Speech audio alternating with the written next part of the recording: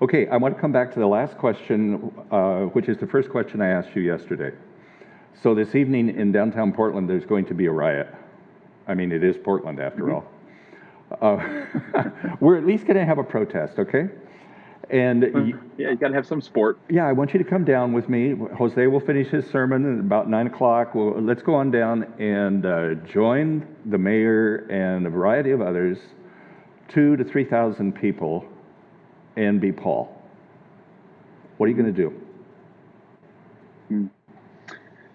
Well, first step, I think, is you're going to listen, right? So you guys are obviously very familiar with this story going on in Portland. Those of us in the rest of the country maybe don't follow it as closely as you guys do. We have Chicago over here, so we've got...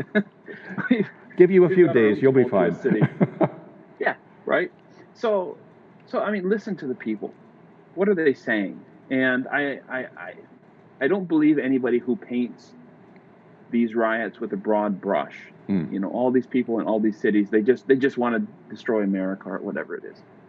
It's never like that. You know, when George Floyd was unfortunately murdered, you know, I went and attended some demonstrations, some protests here, and there's a variety of people there for a variety of reasons, right? I'm sure that's true in Portland as well. So I think the first step is to listen to them.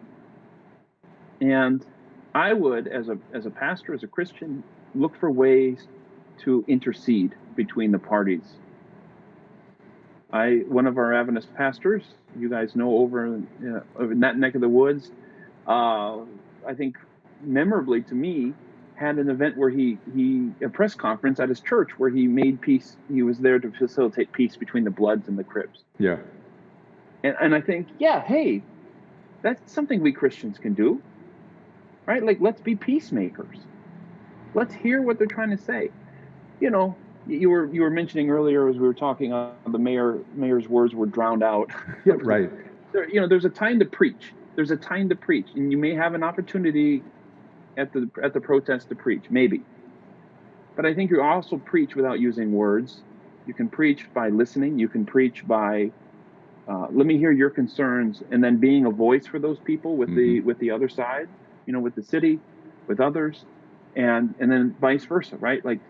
And I think that's kind of our privilege as Christians, is we're not of this world. We're interested in this world and what goes on here, but our ultimate allegiance is not to any flag. So we can afford then to go between. We can afford then to make peace between people.